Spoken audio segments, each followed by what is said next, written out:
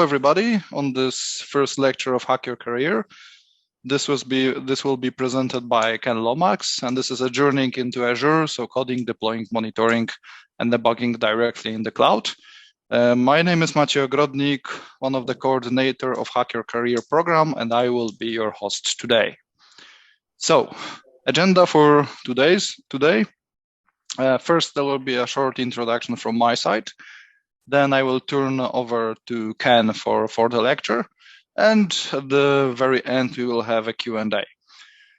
There is still agenda item about the networking session. We still keep it, even though this is not possible in the pandemic times. But we hope that in some not distant future, we will be able to meet in the office and show you around. Okay, so this very semester we have 4 lectures. This is, as I said, the first one. The second one will be from Team Raccoons and their mentor.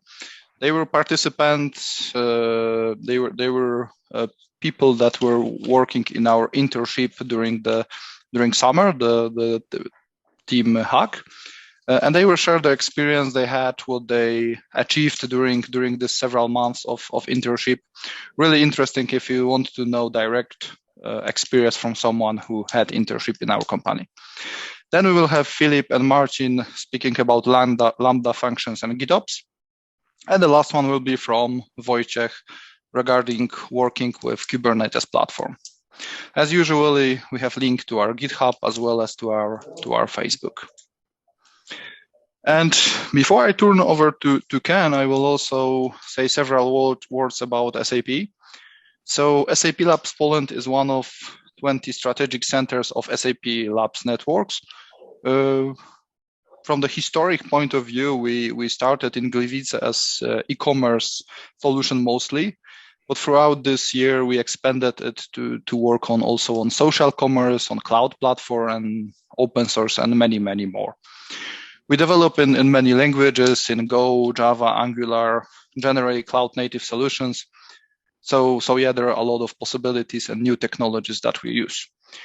In Gliwice, we have more than 450 employees, and they work in the flex work mode.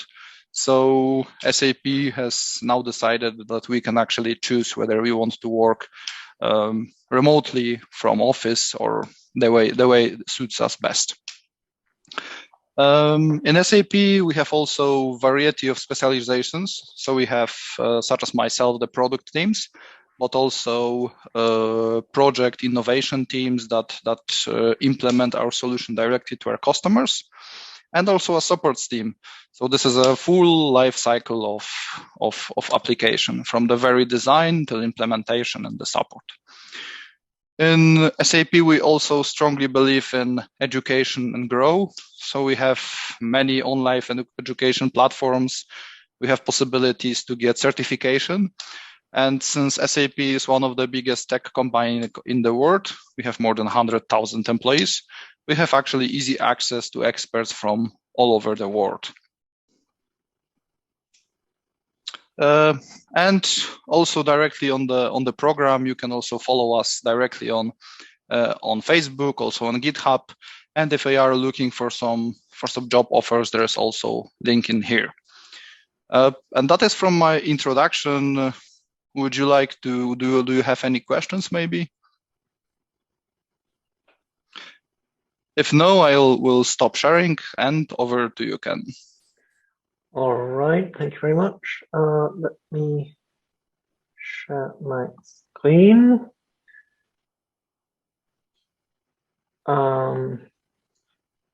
There. So, can you see my screen? Yes, we can. Yeah, okay, great. All right, so yeah, welcome.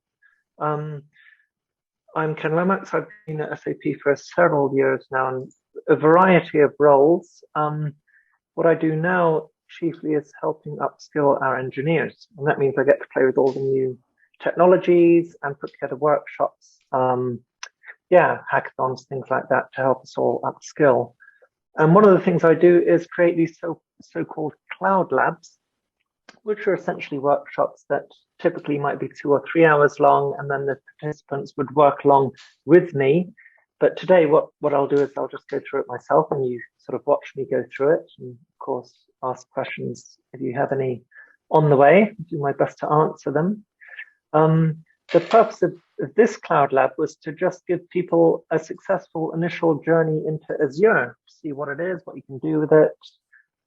Yeah, and I thought it would be interesting actually to have a complete workshop completely within the Azure portal. So I don't come out of it to do some coding on the side. I actually do all of these steps from within the portal. Yeah, so what is it we're going to do? We'll be building a simple Java-SpringBoot microservice, and then we'll be coding it and having a look at it. Then we'll build a little web page, and the web page will have a little button with which we can call that microservice. And then we're going to start looking into some of the more powerful features that Azure has to offer. So we'll deploy this microservice and web page to Azure, and then we'll create an Azure function that will be writing data to an Azure queue and an Azure blob, and we'll be calling that function from a button on the Microsoft page, and we'll be modifying the microservice itself so that actually the backend can also call the function. So basically playing around with some interesting use cases. And we'll be monitoring this little tiny application within Azure. So it will show us that the system is healthy, and it will show us the architecture. And Azure itself will be monitoring what is talking to what. And we'll basically see this little picture that Azure will put together for us, showing the web client, the backend, the Azure function that we're calling, and that the Azure function itself. If I click on that image, it should totally expand. Yeah, that we'll see. This is the architecture that I'll be creating. So there'll be a web client that will be calling this Azure application that is itself calling an Azure function, and the function is sending data to a queue and a blob store.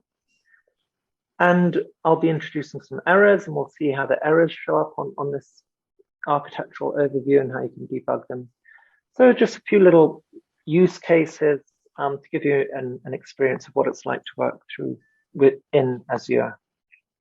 And it's all here. I think you have or will have the material, all the links, and all the steps I'm going to do are described in more detail on here. So you're welcome or encouraged to go through it on your own later, should you want.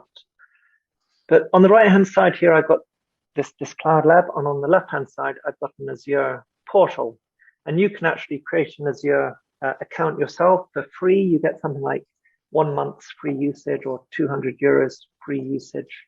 Just go to portal.azure.com and just follow the guidelines for how to set up your own online cloud account, and you'll be up and running in no time. You just need, I think they probably require your credit card, even though they don't charge you, just so that they can hopefully charge you should you stay with them beyond that first free month.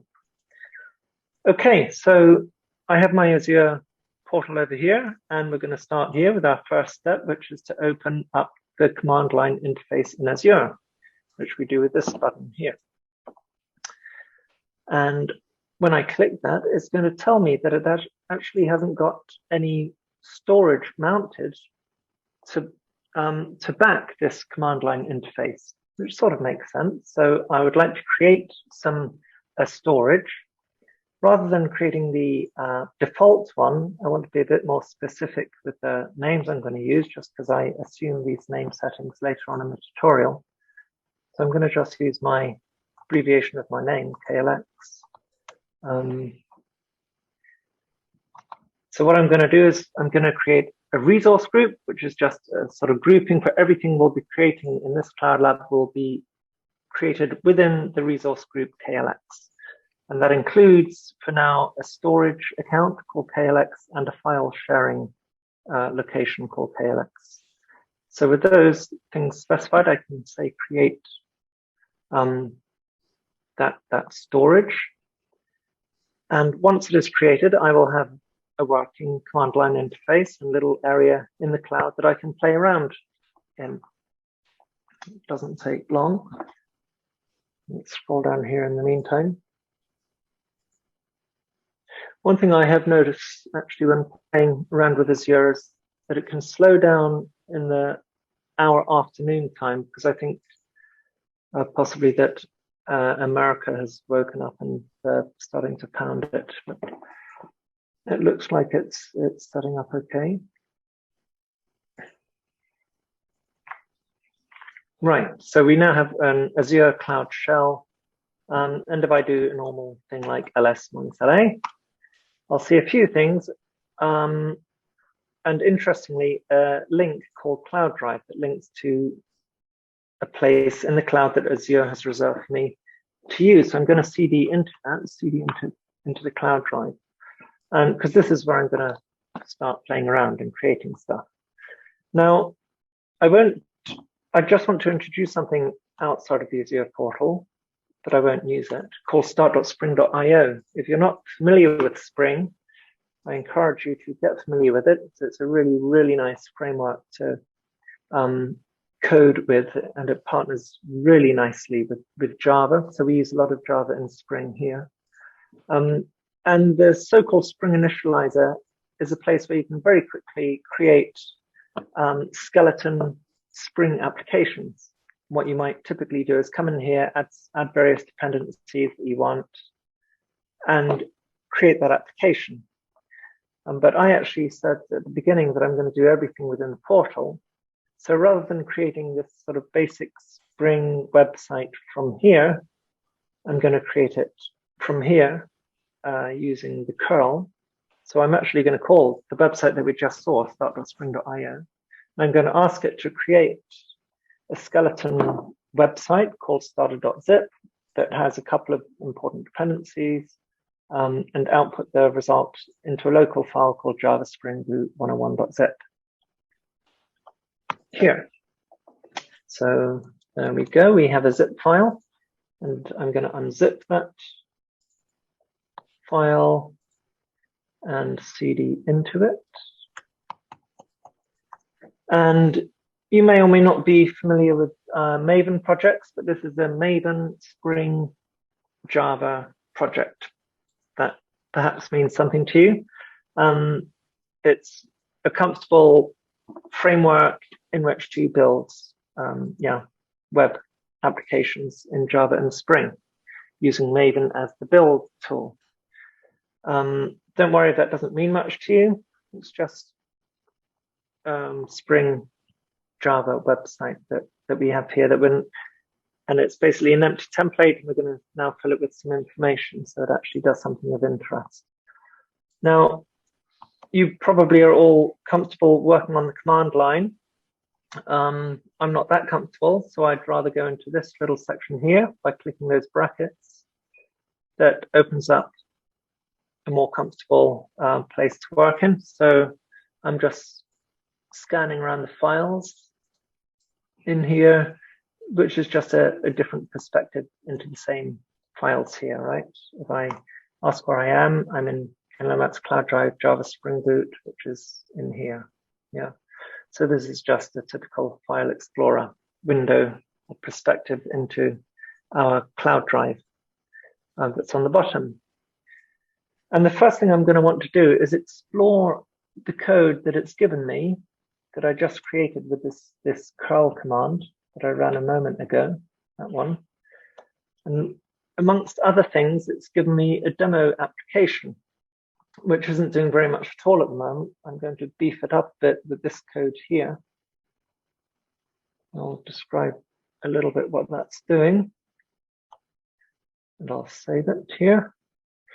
So what this is doing is, again, it's a Java application, and I am creating what's called a REST controller, basically starting up a web site endpoint. What we'll see is that I'll be able to call /greetings from a web browser, and when I do that, it will return the text hi there. And if I call /greetings passing in a name, it will say hi there name. Otherwise, it will say, hi there, world, because world will be the default value of name. And again, if this is all new to you, I strongly encourage you to have a look at Spring. It's a lovely framework to work in. So we have the beginnings of our simple website. I've saved that file there. I would like also to have a web page to front this website. And to do that, we want a file called index.html. And that file index.html should be put in a particular folder. And that folder does not exist yet. If I were to go into source main resources, I wouldn't see it. So I'm just going to go back to the command line now and create that folder here. So now if I go into resources, there's a public folder that I've just created. And I would actually like to create a file in there called index.html. Like so. So now, yeah, here is our empty index file. So this is going to be our web page.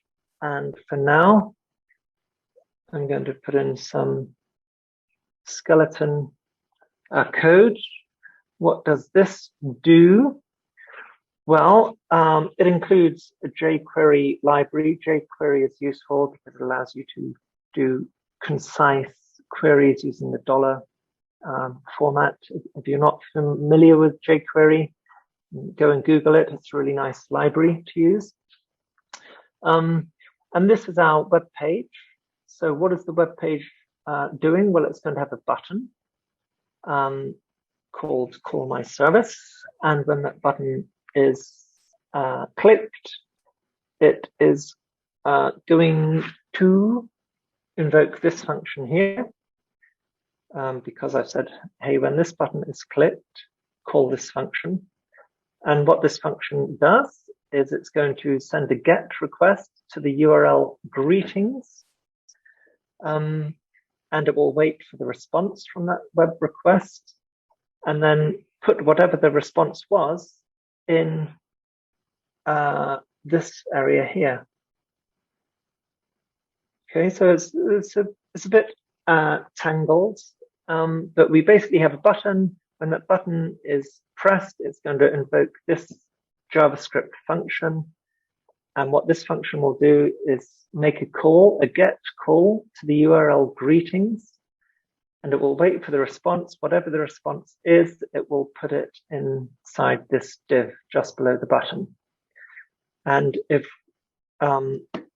you're thinking greetings looks familiar, it may look familiar because you may remember that in demo applications, we are setting up our website such that if greetings is called, it should return a string, hi there.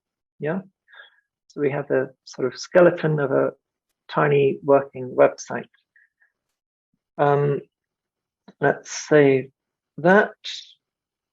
Coming further down in my notes, what we want to have at the bottom of the web page is an image. We want to display an image in our web page, and this image doesn't at the moment exist on our file system, so we need to get it. There are different ways to do that, but one way, and here is a link to that image. So I'm going to say save link, and I actually already have it on here, and that's why it's appending it with brackets 1. So I don't actually need to download it, but I could download it, and then I'm going to transfer it from my desktop, from my computer into my Azure, onto my Azure drive. And I can do that different ways. One way is with this little button here, upload. So I would like to upload. Where is it gone? It's called the Azure Journey. Azure Journey is here. So there we go. It now has uploaded the file into my Azure drive, but at a location that is not particularly helpful. So I would like to move it from where it has just uploaded it into this public folder here. And I can do that using this command. So it may not show it directly because it sometimes doesn't refresh itself. But if I now look in source main resources, where am I? Oh, here we go. There's the refresh icon. If I refresh there, source resources, I expect to see it there. Let's try that again.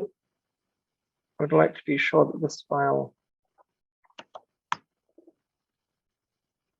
Oh, that's my problem. It's not there. Let's try uploading it again.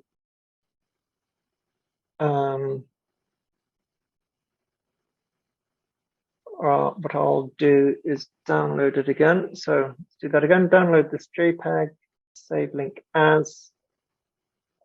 I'll call it Azure Journey 3. So that's downloaded it to my computer. I now want to upload it from my computer into Azure. And it's called Azure Journey 3 here. It says upload this. Oh, I didn't press complete, I think. So let's have a look. ls. There we are. Now I want to move that file. And Azure Journey 3 into this location. And call it Azure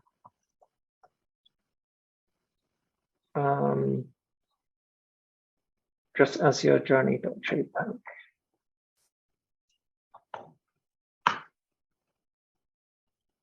Now, hopefully, yeah, there it is. Okay, I think I didn't move it over correctly first time. So here we have our image. So our index.html should be happy that the image is there. One more thing I'm going to do is come into our POM file and change the version of Java from 11 to 1.8. I'm not certain that that's necessary, but it may lead to problems later. So I'm just going to downgrade that to Java 8, Java 1.8, save the file. Right, and now we're finally ready to have a first stab at creating a tiny web application. And I do that with the Maven command, Maven clean install. It's all looking fine.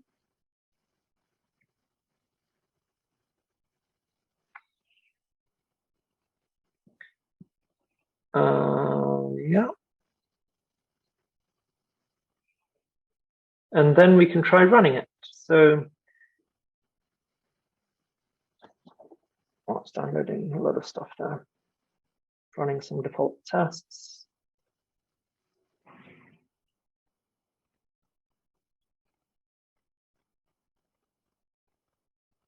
Okay, that did a lot more than I expected, but there we go, it's built, and now hopefully I can run it within, from this command line. So it's not yet available to the outside world, but I have enough information here to run it locally, if you like, locally within my Azure Cloud Shell. So this is hopefully now running my tiny website within my Azure portal for me personally.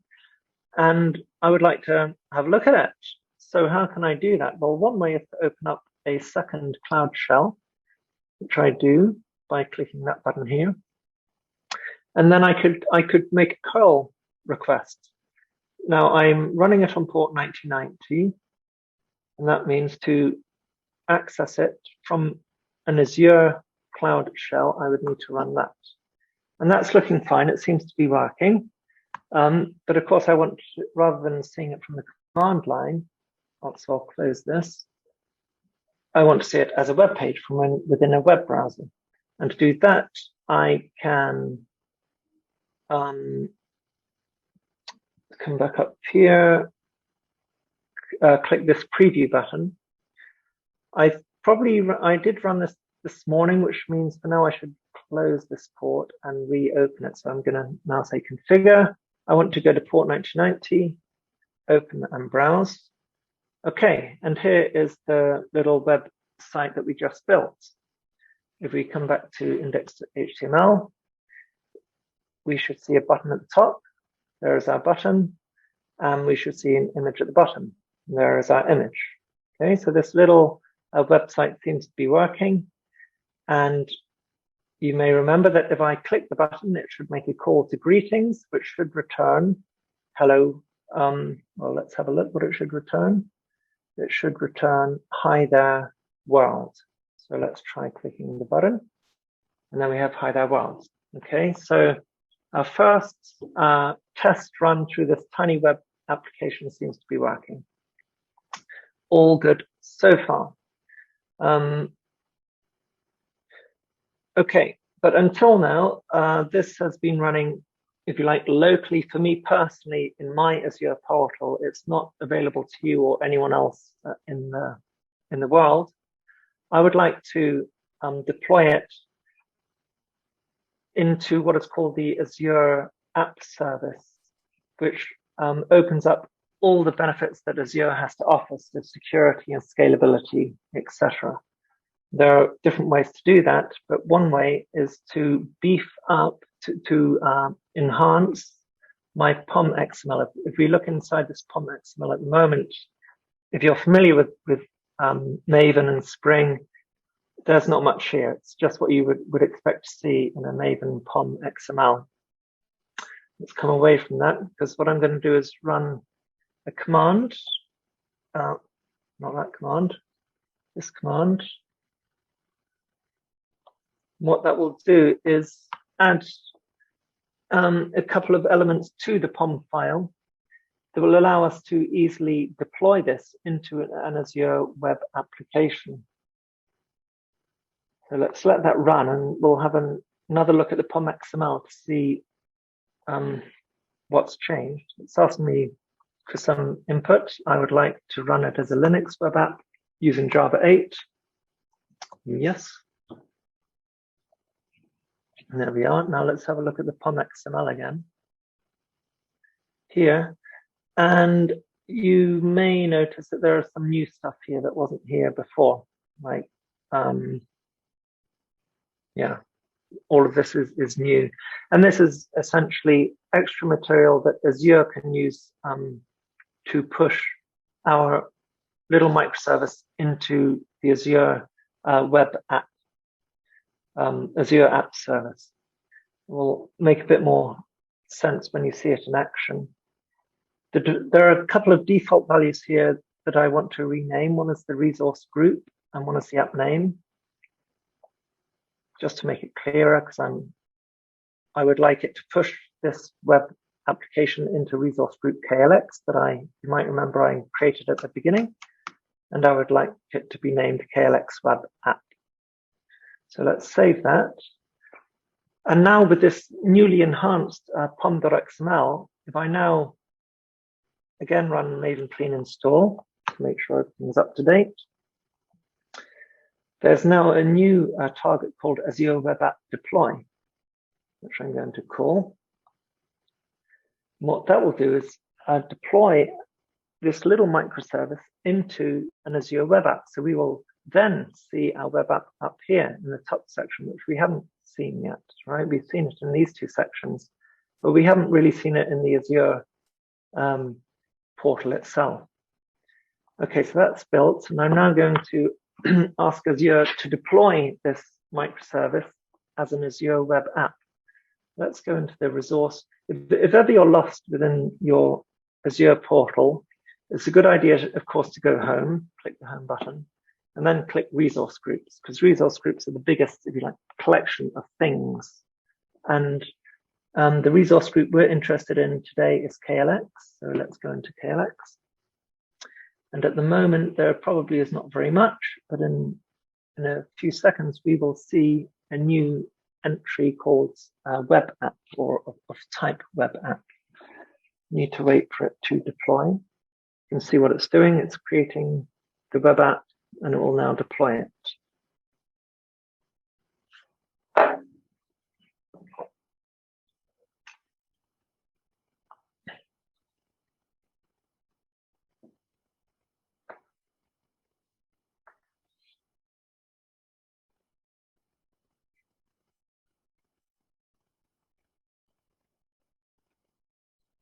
Taking its time. You can see it built it locally, it zipped it up, it's pushing it into the Azure portal, which will unzip it and set it up as a web app. Successfully deployed, it says successful. So if we now refresh here, we can see a new thing of type app service. And that's interesting. That is basically our website that's now being supported by Azure. So Azure is securing it, it will scale it. If it dies, it will create another one immediately. So this is all good stuff. I've clicked on that web app, and it has a lot of properties, one of which is URL. So I'm going to click on the URL, on the URL itself. And what we will see is the website. And probably if I share that in our Zoom, you can probably go to it too. I'm not sure how to share it in Zoom, but if you type in klexwebapp.azurewebsites.net, you'll also get to this website. So this is now globally available to the world with not very much work, which is cool. And again, it's all working. If I click the button, it makes that call to the endpoint /greetings. If we were curious, we could open up a second browser and call that endpoint ourselves, greetings. Or was it? Yeah, there it is. And you may remember that if we pass in a name argument, it changes to hi there, bod. So all seems to be working fine. We now have our web app out there on Azure. And all without leaving the portal. That's pretty cool so far. Now what I want to do, one of the many benefits of deploying my little website into a web app, it's not just security and failover, so if it dies, it gets recreated, and it's scalable, etc. There are a lot of things, one of which is called application insights. So again, maybe just to remind you, if you're lost in Azure, go to the home button and resource groups, and then look for the resource group you're interested in, which is in our case KLX. Then look for the stuff that you've got in your resource group. The thing we're interested in at the moment is app service, so we click there. And what I would like now is to go to application insights of our web app. So I'm going to click application insights. It says, would we like application insights? Yes, I would. So I'm going to turn it on. It says, I would like to enable it. Yes, yes, yes. So I'm going to click apply. And this is really nice. This is going to now start allowing us to have some insight into our application. We'll take a moment to turn on, to activate. This is always a useful window to go to, that little bell. It's basically telling us what it's doing with the notifications. Okay, it says it's done. Let's go to the application insights data. And this looks interesting. Let's go back to the website, drag it over here, and hit refresh a few times, and maybe hit this button a few times. And we will see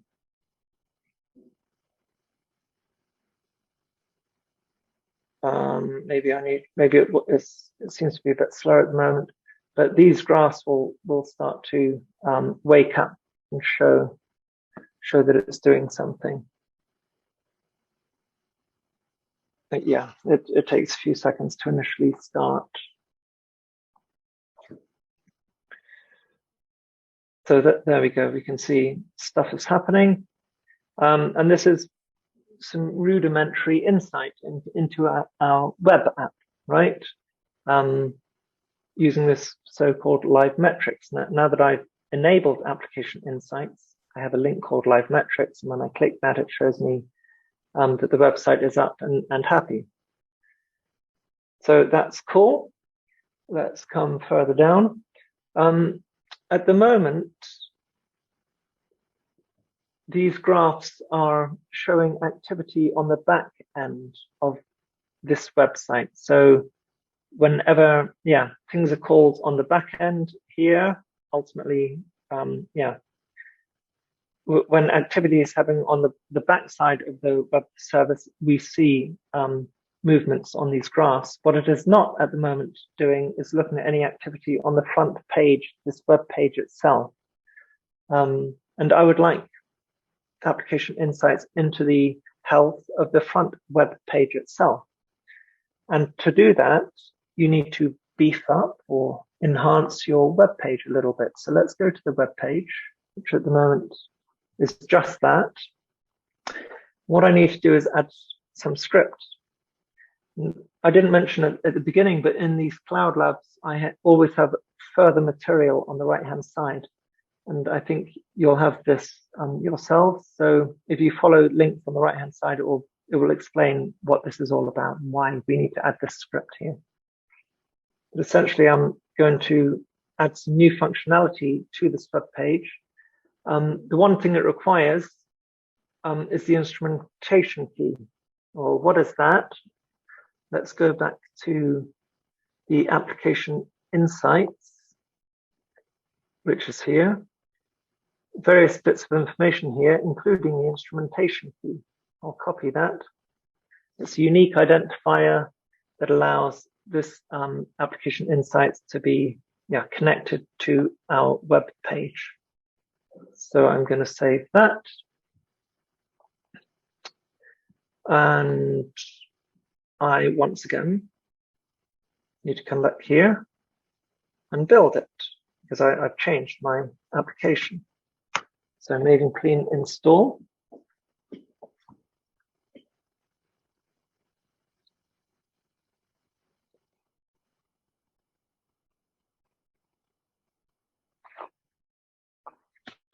And just as before, once I've done a Maven Clean install, I want to redeploy this website. So it's redeployed into this web app that we have up here. Yeah. So it's built, and now I'm going to redeploy it.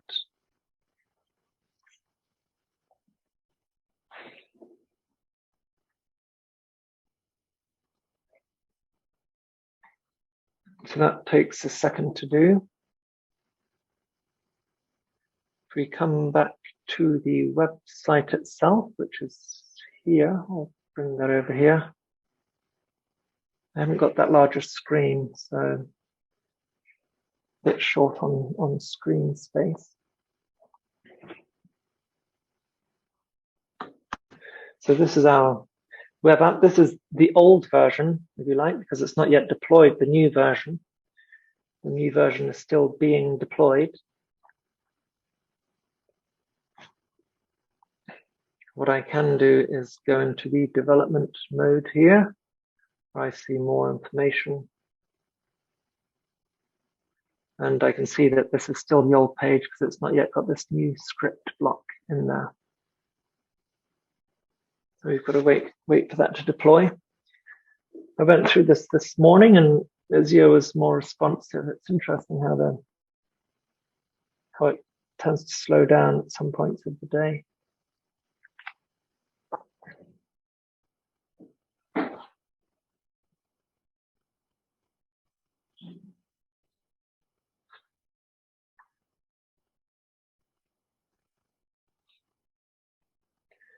One thing I didn't show you is, again, let's go to the home page, resource group, I'm going to find KLX,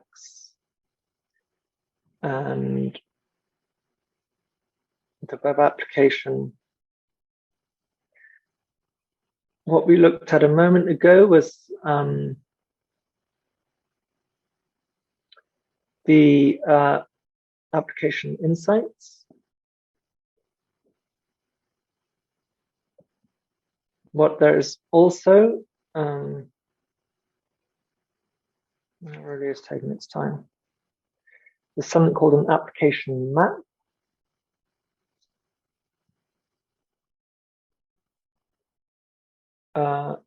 Yeah, which is here. So let's click on application map.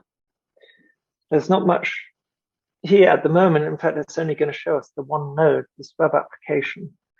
But what I've did a moment ago, and I'm waiting for it to deploy, is I enabled the front page, the web page itself, also to be monitored by our application insights.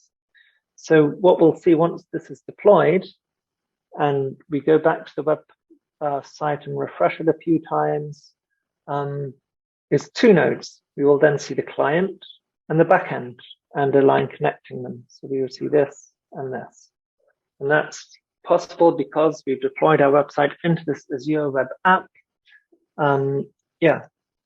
With application insight enabled on the back end, but also on the front end.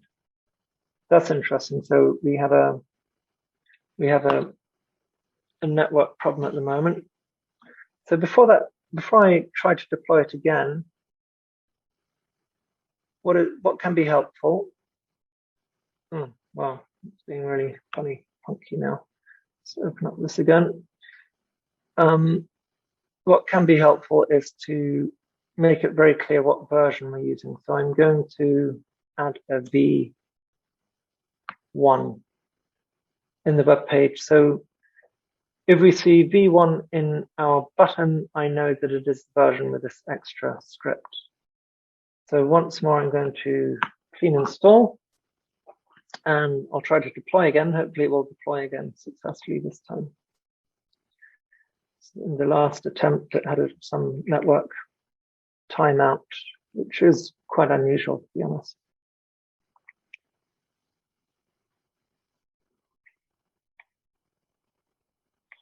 Okay, so there we go. Let's try again to deploy. Sometimes interesting to see in the output what it is doing.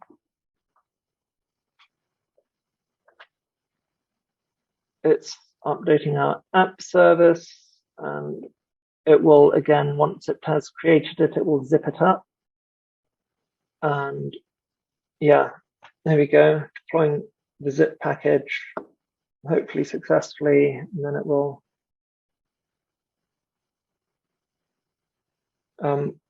there we go. Now it's updated. What is perhaps interesting is it doesn't happen immediately. So if I've refreshed this app and I still don't see V1 here, and that might take a minute. We don't see V1, but we actually see the one that it did seem to somehow deploy after all, because we can see the second script block here. Yeah. So if I refresh this page a few times, okay, now it's taking a bit of time, which means that it's now got the very latest deployment. So let's wait for that page to load.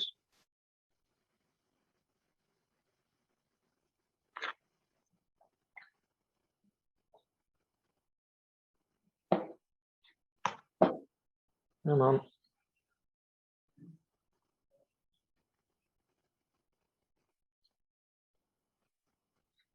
No, it's really taking its time.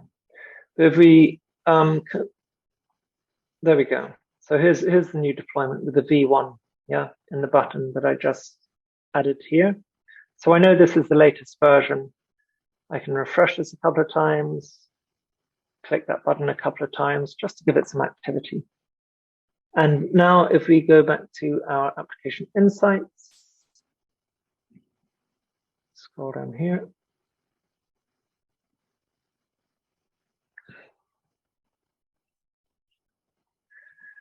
Into the web app.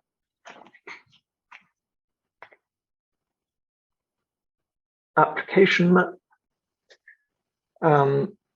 Get started with the application map. Oh, sorry. Then here we can see the two nodes, and it takes a little while to figure out what is going on. but if we waited a couple of minutes, it would connect these two things. It would realize that these two things are talking to each other. That's the first step in creating this little map here that we'll ultimately see. All right, that took a little while, but there we are. We have a front end that is being monitored and the back end that is being monitored. And what I would like to do now is add some new functionality.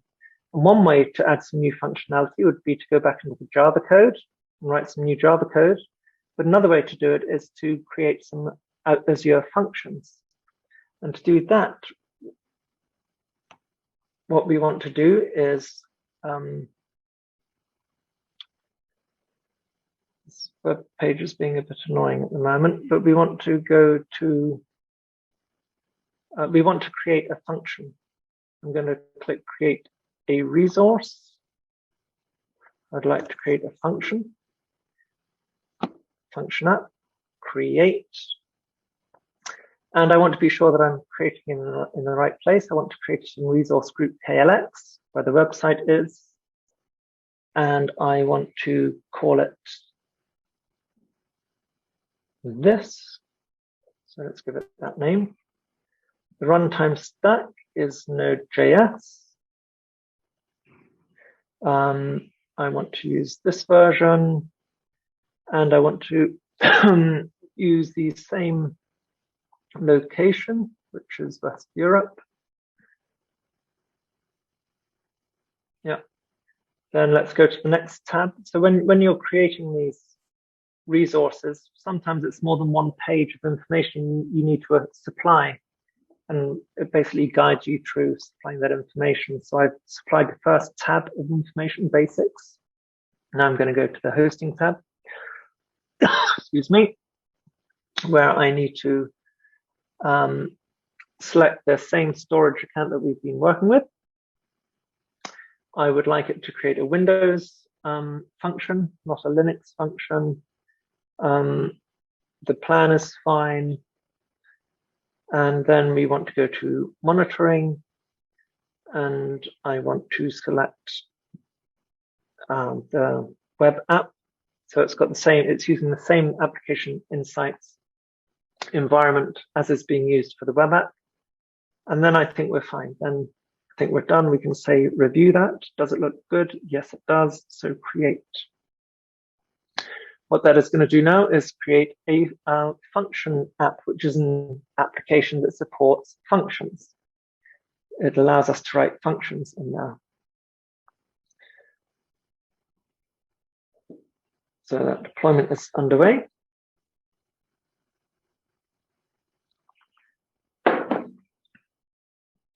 I'd like to give them feedback that Azure interface is quite slow, but I won't do that now.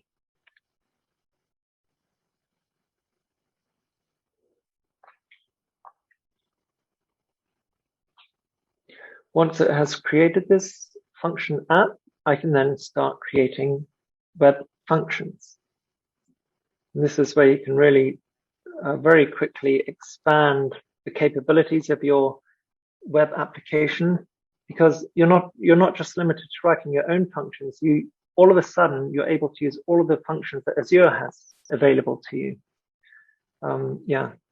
So it says it's created this function app. Let's go to that resource, and this is where I can start creating functions. I'm going to click functions. I would like to create one. And again, this is all documented on the right-hand side. Oh, sorry. Go back to functions, create.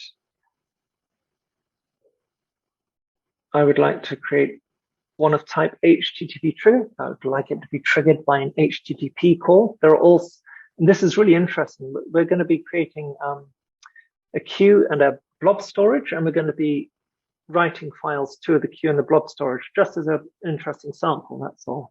But have a look at this. You can start creating functions that are triggered by things being written to a queue, or by files being written to a blob. So hopefully it's becoming clear to you that all of a sudden you're able to do massively scalable, interesting functionality here by making use of Azure blobs and queues and other storage mechanisms, and writing functions that are triggered when stuff is written to those blobs and queues. Maybe those functions write files to other blobs and queues that can then trigger other functions. So all of a sudden, your abilities are really increased as to what you can do. So I'm going to create that function.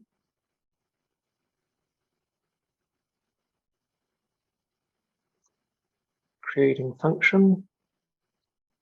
Here we are. Here we're in a little area where we can now start writing our function. There's a useful, the things on the left are called blades. So there's a useful blade called code and test. And this is where I can code and test my new function. It's given me some default code. I want to have slightly different default code, which is here. There. So I'm going to copy that into here. Then I can save that and I can test it. So test run. And all I'm doing here in this little test code is logging something to the output and returning hello from Azure Functions and saying done. So hopefully when I run it, I see hello from Azure Functions and a 200 because it was okay. And that is indeed what I see. So all looks satisfactory so far. We have a new function that is doing something fairly basic. It's just saying hello from Azure Functions and returning done when called over HTTP. That's fine. Let's go back one level to the function itself. I'm a bit lost here. Let's open this up a bit more. So function up name, here's the function.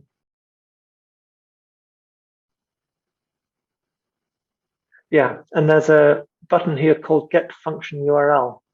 It used to be displayed here, which was confusing me a bit. But I can get the function URL and copy it.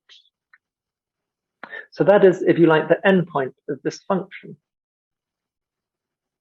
What I'm going to do now is go back to my demo application here. And I'm going to modify my demo application to actually call this function that I've just written. I have some sample code here to do that. So I've uncommented that sample code. And what it does require is that I paste in that new endpoint of my function. So let's have a look what that is doing.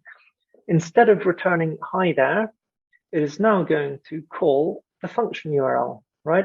I've supplied the endpoint, the address of the new function that I've just written here. And I'm then telling it to make a call to that function URL and to pick up whatever returns. And ultimately, for this method, to then return hi there with whatever the response was from my new function. So this is interesting. If this has worked, I'm going to save that. Again, I need to, and what I will do, because otherwise I will get confused, is come in here and say this is version 2. And save that as well. Save. So again, let's do a clean install. And once that has built, I'm going to again deploy that. And then while it's deploying, I'll recap what I expect to see. Okay, so that's built. I'm deploying it. So what do we expect to see? We expect, again, to see this website. We should see v3 on the right-hand side of the button. And when I click the button, rather than returning hi there world, what it should do is call our function. Yeah. Or or no, sorry, that was wrong. We should see v3 in the button. And yeah, when we call the /greetings endpoint, it should actually call our Azure function. So it has deployed. Let's refresh. And we need to refresh until we see v3 in the button.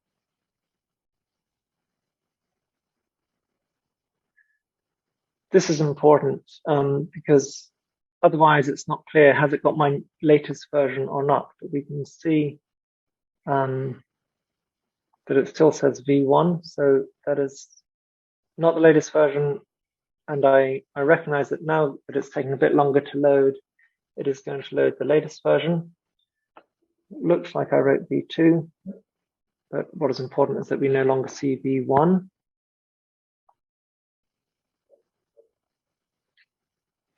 Again, that takes some time.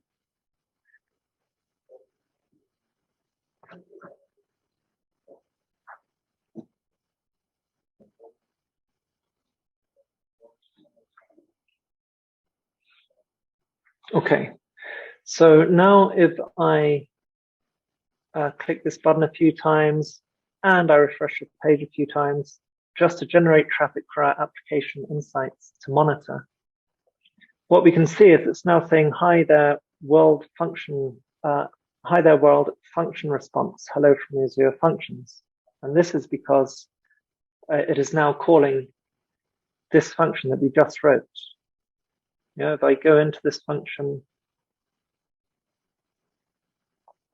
and have a look at the code, we can see it returns hello from Azure Functions, and that's what we see here. So there's more interesting stuff going on now. Let's go back to the home, resource groups, KLX,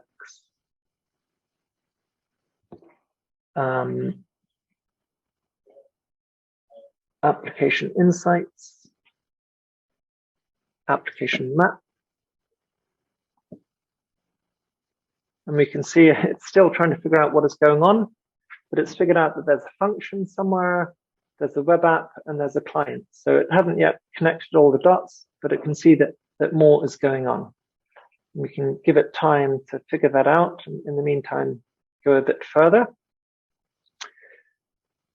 At the moment, the function that we have, let's go back and find it. Resource groups, function up name, function. Here is our function. It's not doing very much, but just to recap, we can have a look in the code and test. And remember that all it's doing is returning hello from Azure Functions. Now, it might be interesting actually to make it write some data to a queue and a blob, just as an example. And to do that, we click the integrations blade here. And we would like to add some output to the function. At the moment, it's just returning to the HTTP response. I would like to add some new output. So I click add output. I would like to add some blob storage. The default settings are fine, so I click OK. And I would also like to add queue storage.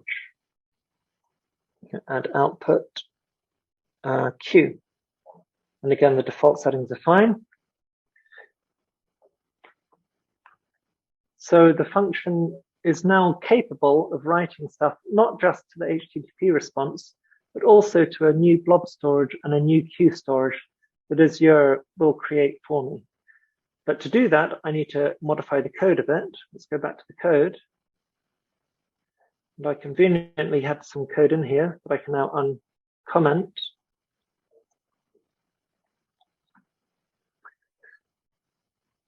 And save. What this is going to do is it's going to look for a binding called output queue item, and Azure looks after all of this wiring for you.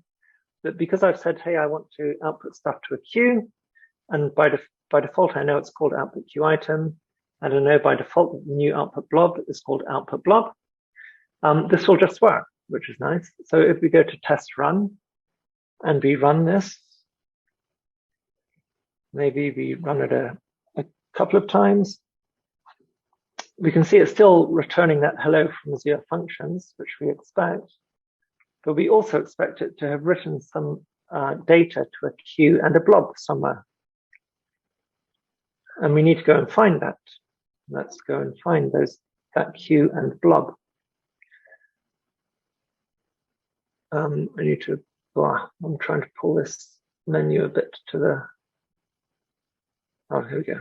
So if we go down to, so this is the default set of entries on the left, and one of them is called storage accounts. If we click on storage accounts, we need to go into the KLX storage account, and there's an entry here called queues. Let's have a look in the queues.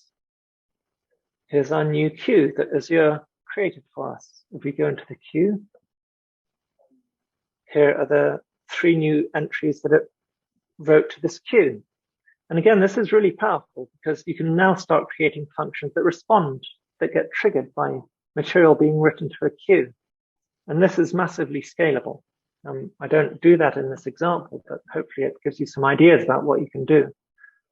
Let's go back to the storage accounts. So not only are there queues, but if we go to containers, we can see that there's output container, and that out container has these 3 pieces of material that we also wrote. And if we were to look in there, we'd see that those were the blob outputs that our function also wrote, right? So we have 3 blobs in a blob container, and we have 3 items in a queue that our function wrote without us having to do very much at all. And I think that's really, really cool. Okay, so I've done that. I've modified the function to write to the queue and the blobs, and I've found the queue and the blob with that information. Let's go back to the application map to see if Azure has figured out what is going on. So I want to go into the home, resource groups, application insights, application map. Okay, it's still figuring it out, but we can see we've got a client calling our web app, and we have a function that is writing stuff to a queue and a blob. So it hasn't yet connected them all, but it will do in a few minutes. This is interesting. What could also be interesting is to see what happens if an error occurs. And we can manually create an error by going to our function. Let's come back here and find the function app. And the function app is our function there.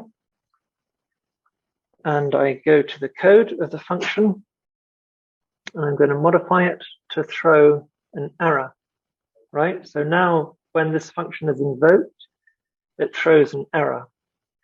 I save that because I would like to know what happens if an error occurs in the back end, in this case, in a function.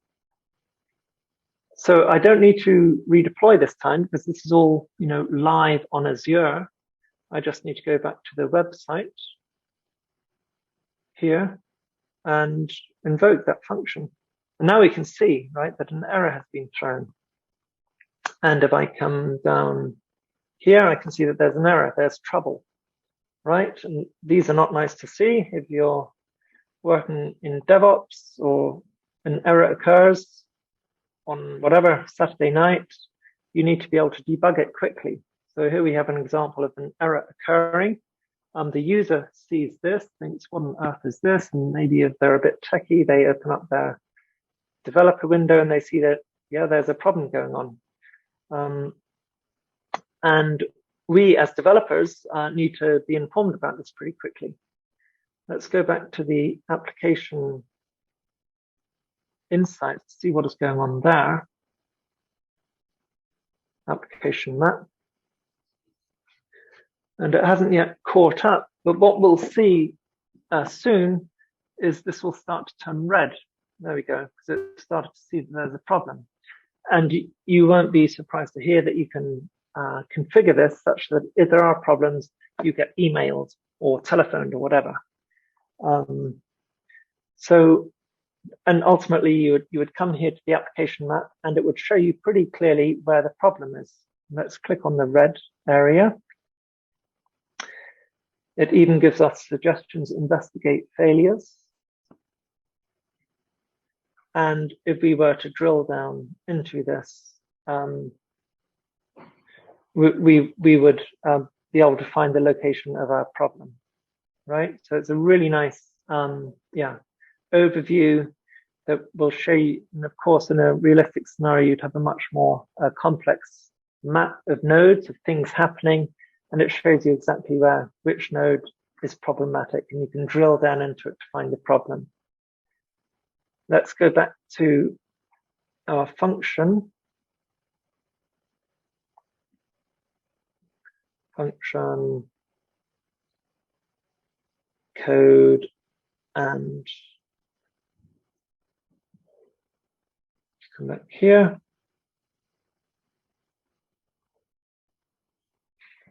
And get rid of this error. There's another feature I'd like to show you. Let me just check my notes.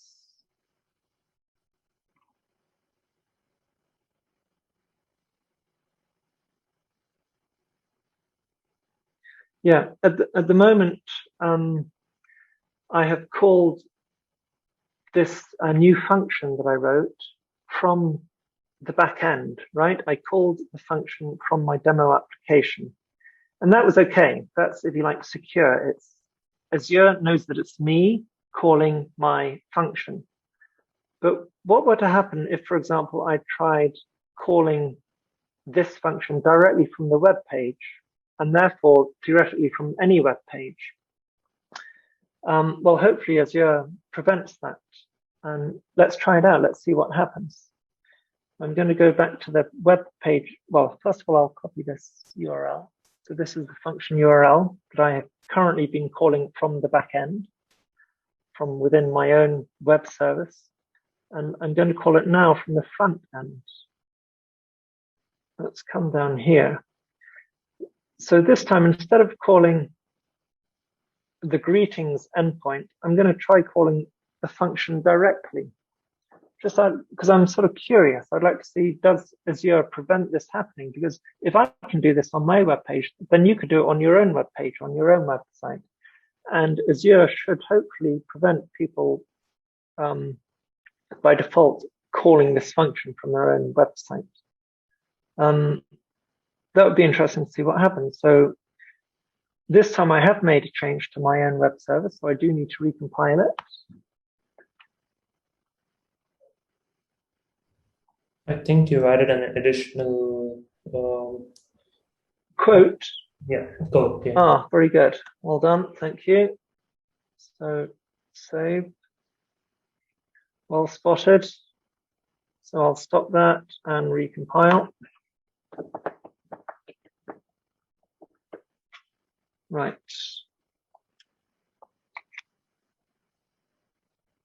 Yeah. So now, when I click that button, it is going to try to call the function directly and output whatever the function returns as before into this text area here.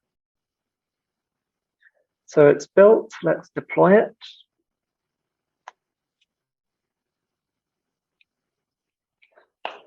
And what I could and should have done is increment that to 3. So it's obvious that my web page has got the very latest version, but we can have a look in here to check as well. It's still deploying.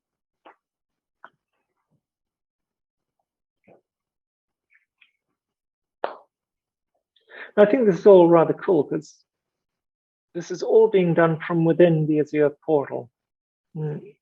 I like that. When I'm trying to learn a new technology, I try to just stay in that one technology and not use all sorts of applications. And this is, I think, a helpful exercise just to work in the Azure portal. So we're we are reloading this, but I can see from the code that it's not yet got the latest version. This is the old version. URL equals greetings. So I'll just wait for a bit. It has deployed, but I believe this is still okay. This is the new version, right? Now it's got the URL pointing straight to the function. Okay. So what happens if it's interesting that now it's taking a bit of time. So let's wait for it to definitely load the latest version. And you know when it's taking time to load that it is indeed loading the latest version.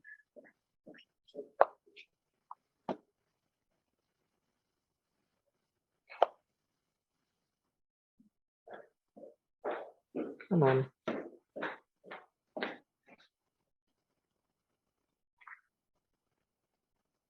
Okay, and I'll go to the console here. Oh no, sorry, to the network tab here. And I'm going to click that button, see what happens. So just to recap again, when I click the button, it's going to make a call directly to my Azure function, right? And output the response in this div tab just below the button. So let's go to network and hit the button. And look, we have an error. So what is this error? Turns out that it's a so-called cause error, cross something resource script error. And this is good. This is Azure protecting us. It's saying, hey, some website has tried to call your function, and we're not going to allow that. This is a good feature. So I am reassured that Azure doesn't allow anyone to call my function by default, but I can allow my website to call my function. To do that, what I need to do is go to my function app again and my function, and then just check here, function app name.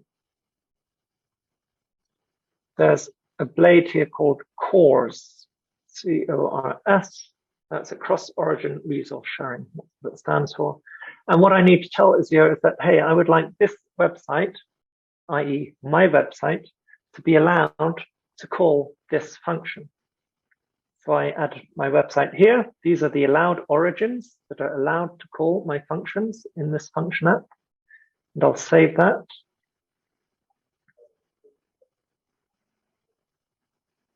Okay, and now hopefully, if I clear the console, don't need to redeploy anything, and I click the button. Now I can see that it was able to make the call successfully, and there we have the hello from Azure Functions, right? That you might remember the Azure function returns. So I created this cross-origin resource sharing condition. Now Azure knows that this website, my website, is allowed directly to call my function itself. And now let's go back to our application insights page, now application map. And there we can see that it has now caught up with us. It's still not realized that I fixed the error, but that would be erased over time. And we can see that we have a client front end that is calling our web service. The web service is calling our function. The function is writing to the blob and the queue. Which takes us to the end of this little journey. And what is very important, and you shouldn't forget it, is once you are done playing around on the cloud, you should delete it, right? Because it's just like all those cunning charging models. If you don't delete it, what initially appears ridiculously cheap becomes very expensive. So in this case, you delete things typically by resource group. During this tutorial, I created everything within KLX resource group. So if I again go home, resource groups, find KLX. I can say delete this resource group, and it says, are you sure? Are you positive? If so, type in the name and hit delete, and it gets deleted. Okay, that's me done. I hope that made some sense and it's got you interested in Azure. Yeah, if you have any questions, do shout. If not, I hope that was somewhat informative. I have one question, if you don't mind. Yeah. So it was a nice session, so it was a really good insight into it. Right. And I was thinking of trying this out maybe with, say, you tried it with Spring, so I would like to try it with Node.js or whatever. And the only missing piece in this puzzle for me, or there's something that didn't shout out, was how you deployed it to the Azure App Service. So I saw that you did it with this pom.xml, so you added it there. So if I say do it in the Node.js kind of an environment, I don't have a pom.xml there. So how would I do it? And if you had some resources to share that with me. Yeah, I would simply point you to Azure. I'm sorry, I can't give you a more informative answer than that. But I'm certain if you Google Node.js, Azure deploy web app, okay, you'll get your answer. I'll directly find it. The documentation is really very, very good. Okay. Yeah. So it's probably out of the box thing that provides, that's right? Yeah. Okay. That's right. Yeah. Right. Yeah. Thank So it's really nice. These hyperscalers are now sort of competing with each other, and they are really coming up with some very supportive software. Yeah. Which I really enjoy working in them. Also, Google Cloud, I really enjoy working in GCP. I don't have that much experience in Amazon Web Services, but I'm sure it's as good as these are, just a little bit different. Yeah, I think they're just competing with each other. Yeah, also is pretty smooth in this regard. Cool. Great. Okay. I don't know if I just wrap up or. Yeah, I think you can wrap up. Yeah. Great. Then yeah. Thanks. And hope you enjoyed it. And yeah, have a nice evening. Yeah, and follow us on Facebook. We have plenty more interesting lectures for you. Yeah. So I will stop recording, and thanks a lot. Great. Okay, cheers. Thank you. Cheers.